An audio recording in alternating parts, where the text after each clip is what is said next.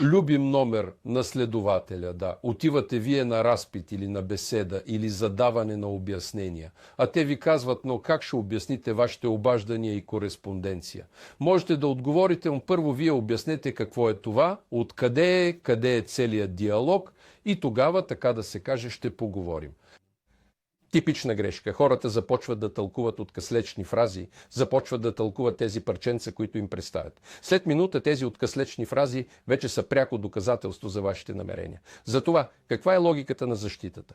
Без източник и контекст, кореспонденцията е като снимка без надпис. Кой, кога, за какво, така да се каже, не е ясно.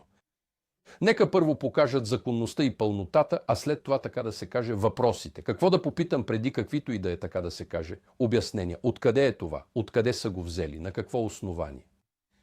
Моля, предоставете транскрипта, който желаете да бъде преведен, за да мога да го обработя съгласно вашите изисквания. Затова е ясно, за обажданията целият списък, разпечатка за целия период, а не удобни, така да се каже, откази. Затова ето ще ви разкажа една история. Представиха 3 съобщения, договориха се за сделка, поискаха документ за основанието. Оказа се друг ден, друг повод. И това се оказа шега за футбол, когато се появи контекстът какво стана. Намерението изчезна. Затова ето фразите, които да влязат в протокола, до потвърждаване на източника и пълнотата на материалите няма да давам обяснения по същество. Огласете документа, кой го е подписал, каква е датата и неговия номер. Приложете към него пълния диалог и подробната разпечатка с всички участници. Ще отговоря писмено чрез моя официален защитник. За въпроси относно мен и близките ми, позовавам се на чуйте. Те са един. Този скриншот е само един кадър, а не целият филм. Нека първо покажат целия филм и, така да се каже, билета за прожекцията, а след това въпросите. И между другото вече с адвокат. Любимые у следователя, да? Вы такой приходите на допрос или опрос, или на объяснение, а вам говорят, как вы объясните ваши звонки и переписки? Вы можете ответить, да, сначала вы объясните, что это, откуда, где полный диалог, и потом, так сказать, поговорим. Типовая ошибка. Начинают толковать обрывки люди. Начинают толковать вот эти вот кусочки, которые им предъявляют. Через минуту эти обрывки прямое доказательство ваших намерений. Поэтому логика защиты в чем? Без источника и контекста переписка, да, как фото без подписи. Кто, когда, о чем, так сказать, непонятно. Пусть сначала покажут законность и полноту, а потом, так сказать, вопросы. Что спросить до любых, так сказать, объяснений? Откуда это? Где взяли? На каком основании? Покажите целиком весь диалог с датами, временем и кто кому пишет.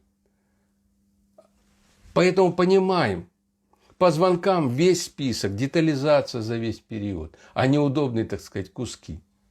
Поэтому, вот расскажу историю. Предъявили 3 сообщения, договорились о сделке, запросили бумагу оснований. Оказалось, другой день, другой повод. И это оказалась шутка про футбол. Когда появился контекст, то что? Намерение исчезло. Поэтому вот фразы, которые в протокол до подтверждения источника и полноты материалов, объяснений по существу давать не буду. Прошу огласить документ основания, кем подписан, дата, номер. Прошу приобщить полный диалог. Всю детализацию звонков да, с датами и участниками. Отвечу письменно через защитника. По вопросам обо мне и близких 51 статья. Поэтому скриншот это вот кадр из фильма, но это не весь фильм. Пусть сначала покажут весь фильм и, так сказать, билет на сеанс, а потом вопросы. И, кстати, уже с адвокатом. Приятно е само, трябваше да знаят хората, че съгласно сега действащата Конституция, преходните и заключителните разпоредби, параграф 3, предложение 2, Ужас. Държавата ни е неконституционно съобразна. Съдебната власт е незаконна и оттам нататък всички политически партии, които са регистрирани след сакралната дата 13.7.1992 година, са незаконни.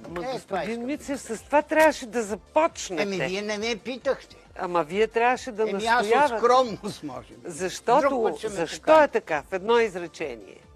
Защо е незаконна тази държава? Защото Според тази конституция, преходните и заключителните разпоредби, а те са известни от брой 56 на Държавен вестник от 13.7.90 година.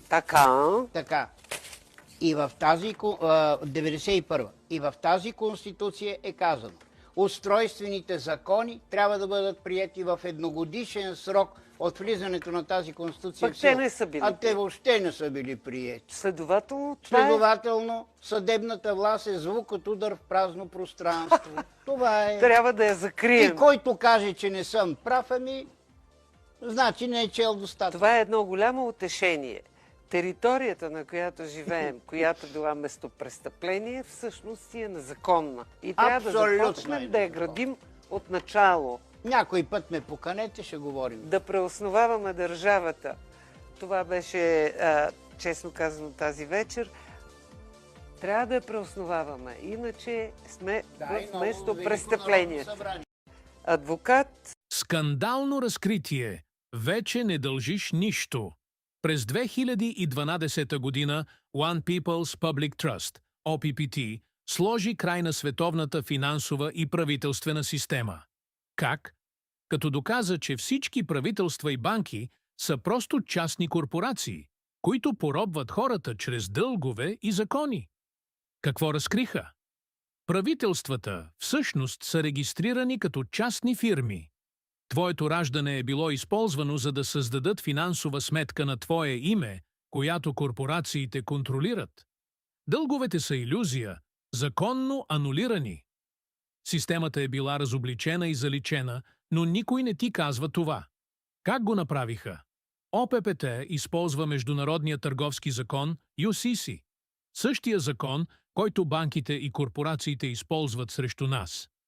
Те депозирали документи, които официално поставят цялата стара система под ембарго.